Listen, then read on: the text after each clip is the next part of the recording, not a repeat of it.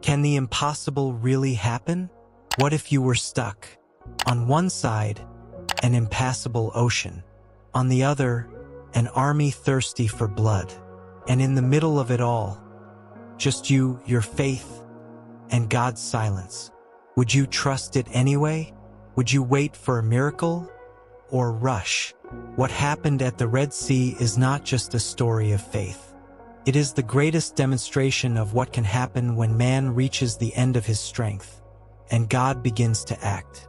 A people marked by pain. For centuries, the Hebrew people lived under the shadow of Egyptian slavery. They worked from sunrise to sunset, building cities for an empire that despised them. The wounds were not just physical, they were wounds to the soul.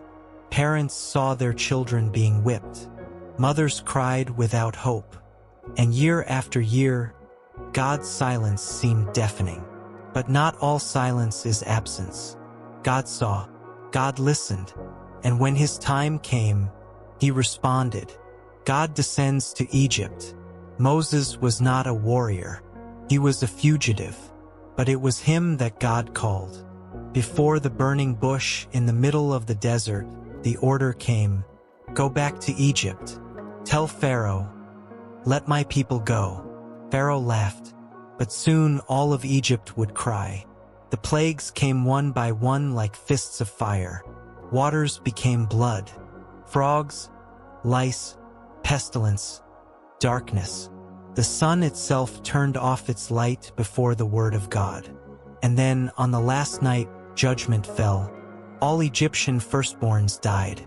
Pharaoh, broken, finally gave in. And for the first time in 400 years, the Hebrews marched free. But freedom has a price, and the enemy still hadn't given up. The march towards the impossible. Imagine more than 2 million people walking through the desert. Old people, children, animals, belongings, all guided by a promise. Ahead of them, a cloud guided them by day and a column of fire protected them by night. It was supernatural, but the journey was about to turn into a nightmare. There in the palace, Pharaoh changed his mind. Pain gave way to fury. With his most lethal army, he set off in pursuit.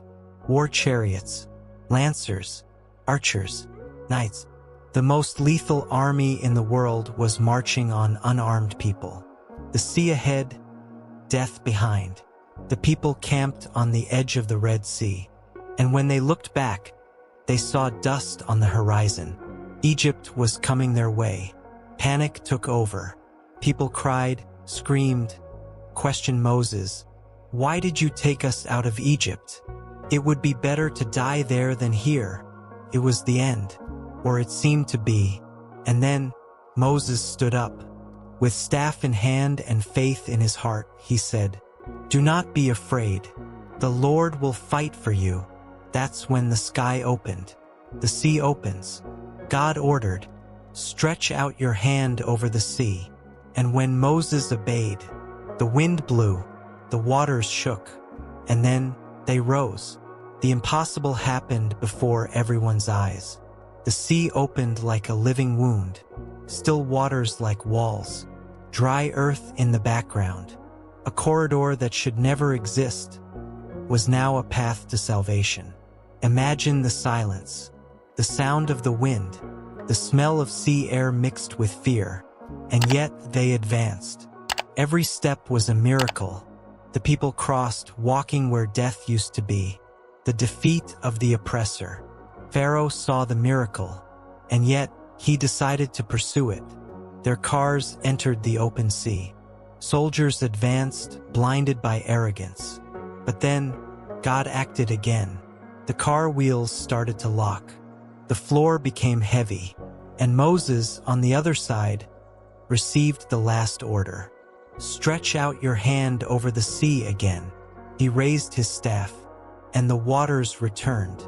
There was no one left. The sea closed over the pride of an empire. And at that moment, God sealed the victory. Forever, the song of liberation. Upon seeing their enemies destroyed, the Hebrews did what no one expected. They sang. Miriam, Moses' sister, picked up her tambourine. The women danced, and Moses intoned, "The Lord is my strength and my song. He saved me. Horse and rider he cast into the sea." It was the first recorded praise after a miracle, the first anthem of freedom. And what does this have to do with you today? You might even think, nice story, but it's just an old story. But the truth is, the Red Sea is before you every day. Every time you think you've reached the end, every time fear dominates, every time it seems like the enemy is going to win, remember this: God still opens paths in the midst of the impossible.